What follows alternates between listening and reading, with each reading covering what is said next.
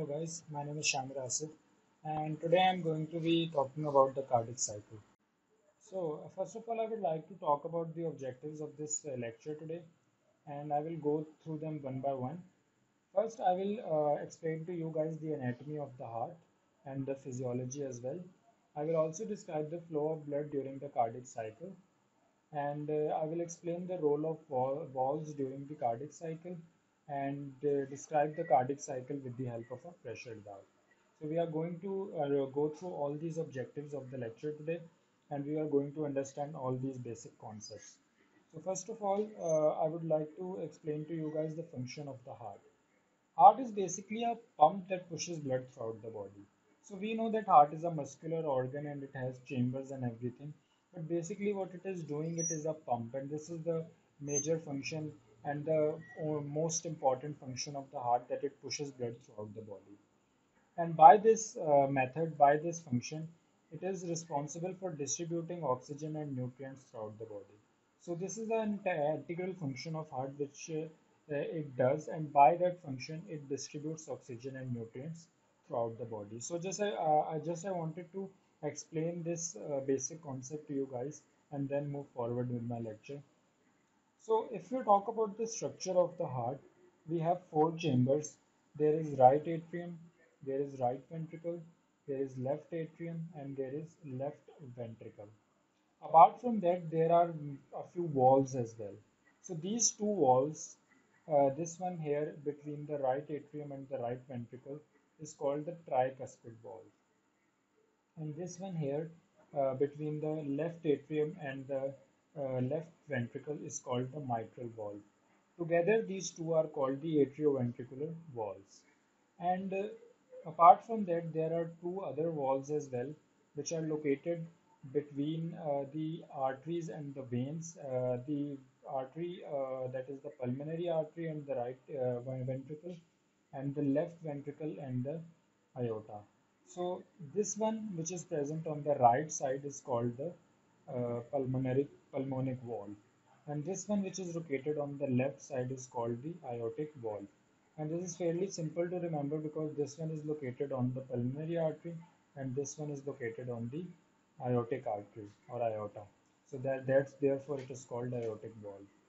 So, if I talk about the veins, it is fairly simple. The vein that carries the blood to the lungs is called the pulmonary artery. It carries deoxygenated blood to the lungs, and the vein which brings back blood from the lungs is called the pulmonary vein.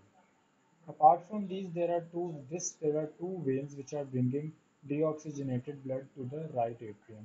This is called the superior and the inferior vena cava, and aorta is the artery which is taking blood from the heart to the rest of the body. So I want to talk a little bit about the anatomy of the heart valves. So the heart valves are basically four in number and they are comprised of two pairs of each valves which have the same names or they are paired with each other. So these valves are called the atrioventricular valves and the semilunar valves. And if I talk about the atrioventricular valves, these valves are located between the atria and the ventricles, rightly so because their name suggests that. So the atrioventricular valves are basically two in number, and the one that is on the right side of the heart is called the tricuspid valve, which I'm pointing to right now. And the one on the left side is called the mitral valve, which I'm pointing right now. These two valves are basically responsible for preventing the backflow of blood from the ventricles to the atria and also preventing the leakage of blood from the atria to the ventricles. Other than these two valves, there are two other valves which are collectively called the semilunar valves, and individually one is called the aortic valve, which I am pointing to right now, and the other one is called the pulmonary or pulmonic valve, which I'm pointing to right now. So the aortic valve is located rightly so between the left ventricle and the aorta, and the valve that is called the pulmonic or the pulmonary valve is located between the right atrium ventricle and the pulmonary artery. So this is really interesting, their names, and their name suggests a lot about their function as well and their structure especially as well. So if I move over to the left side of the diagram, you will see that which you can clearly see the structure of these valves. And the bicuspid valve or the mitral valve, as it is famously called, and most of the healthcare providers called the bicuspid valve, mitral valve, and this is just a common terminology between healthcare providers. And the bicuspid valve, rightly so, has two cusps, and these cusps are fairly visible here, clearly visible here. And you can see that these cusps are two in number and they have like a half lunar or semi-lunar type of a shape. I can say a half lunar type of a shape. So there are two cusps and therefore this is called the bicuspid valve. If I move over to the tricuspid valve, it has three cusps and therefore its structure is fairly obvious and it looks like there are three cusps and these cusps are present in the tricuspid valve which is located on the right side of the heart. If I talk about the semilunar valves, which are located between the pulmonary and the aortic arteries, these valves are fairly smaller than the tricuspid or the bicuspid valves, and they have a semilunar type structure, which means that they have three cusps, and overall these cusps have the shape of a semilunar shape. Therefore, they are called the semilunar valves. So I want to continue my lecture by talking about the anatomy or the cardiac cycle or what is happening to the blood flow during the cardiac cycle. So the blood is coming from the superior and the inferior vena cava to the right atrium. And the inferior and the superior vena cava essentially bring the deoxygenated blood from the upper and the lower parts of the body to the right atrium.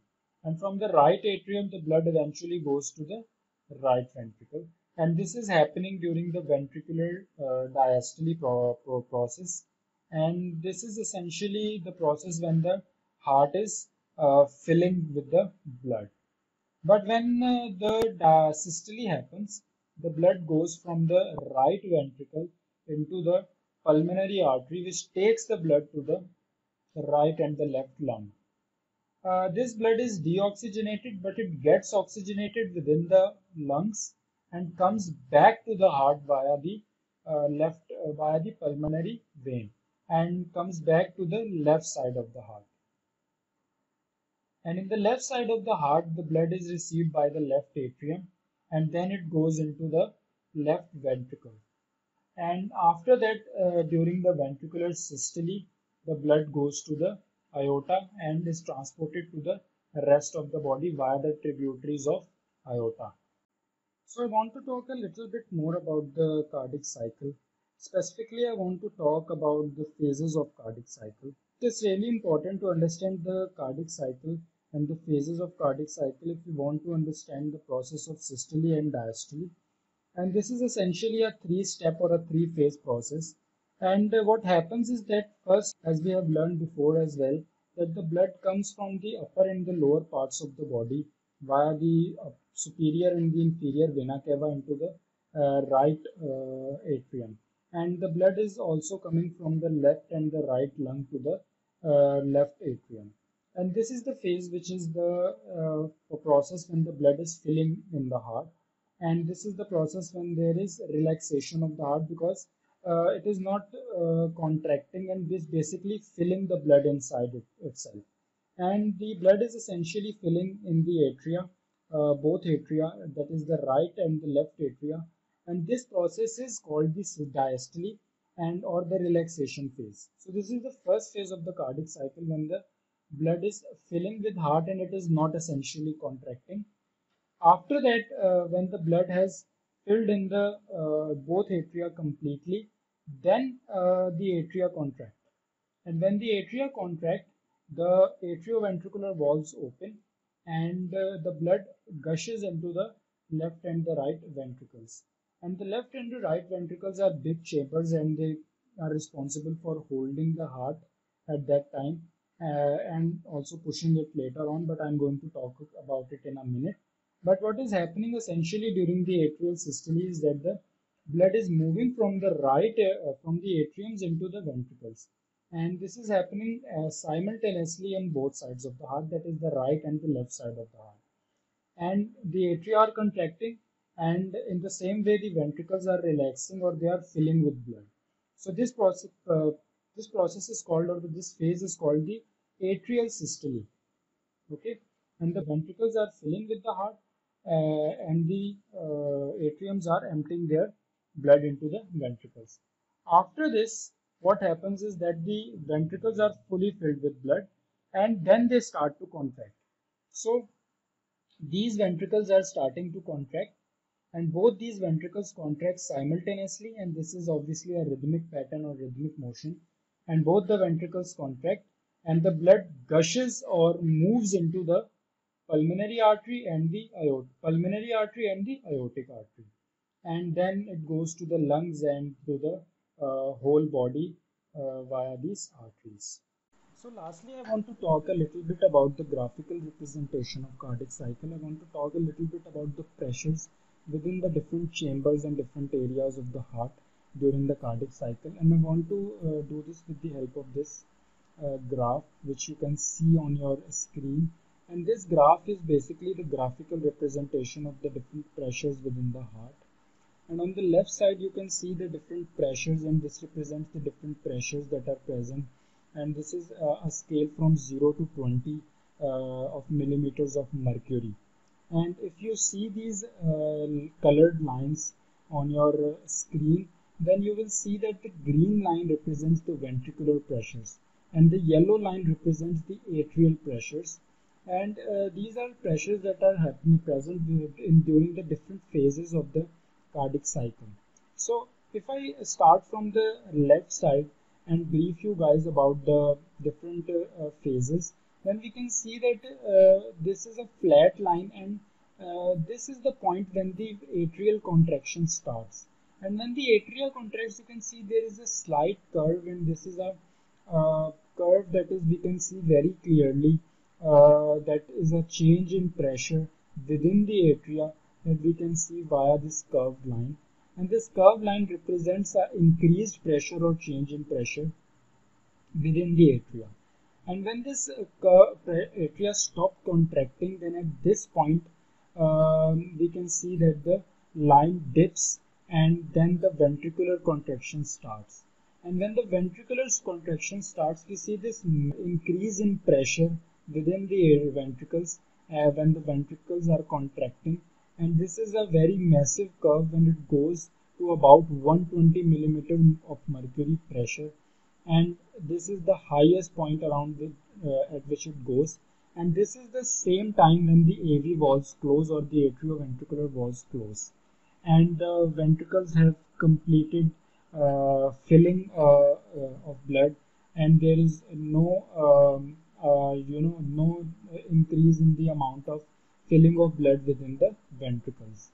And if you see this red curve, which represents the aortic pressure or the pressure within the aortic artery, we can see that there is fairly increased amount of pressure within the aorta because it is an artery, and this pressure is slowly decreasing a little bit. But when the semilunar valves open and the blood is gushed into the aortic artery, then this pressure increases suddenly, and it goes almost simultaneously with the ventricular pressures, and it goes to a high point of around again 120 milliliters mercury. And this is the time when the blood is gushing into the aortic artery, and the aortic artery is taking this blood to the rest of the body. But as the pressures inside the ventricles start to dip, the pressures inside the aorta also start to dip, and at this moment the semilunar valves close, and there is no blood within the artery that is coming into the aortic artery from the ventricles. And then this pressure slowly starts to dip, and the semilunar valves close, and then the line goes like a curved line, and the pressures reach a certain equilibrium or a normalized state. But if we look at the ventricular pressures or the ventricular line, we see that the pressures continue to go down, and these pressures continue to go down until they reach the point of the atrial pressures, and this is the point when the AV valves again open, and this is the point where the blood is filling inside the ventricles again. And this is the point where the ventricles and the atrial pressures are almost absolutely the same. And this curve line, and this is almost like a straight line without any curve, and there is no pressure whatsoever in the atria and the ventricles. And this is essentially the diastole phase, or the phase when there is no pressure within the atria or the ventricles, or very little pressure in the atria or the ventricles, if I may say so. And then the same phase starts again, and this phase continues. uh, if I want to talk a little bit more about this line which is present below the graph, then these are basically the representation of heart sounds and the time when the heart sounds are present during the cardiac cycle. So the first heart sound is produced or is present when the AV valves shut or the atrioventricular valves close, and this sound is called the lub, or the first sound, or S1 is also, it is also called in clinical terms. And after that there is no sound for a while or for a few milliseconds, and then after that there is a second sound which we call the dub sound, and this sound is basically produced by the closing of the semilunar valves, and this is essentially what produces the dub sound. So thank you guys for watching this video, and I'm trying to make some interactive and informative content for you guys to watch so that you can learn and enjoy at the same time. And I will be making this video in the future as well. So stay tuned for that, and I'll see you in the next video.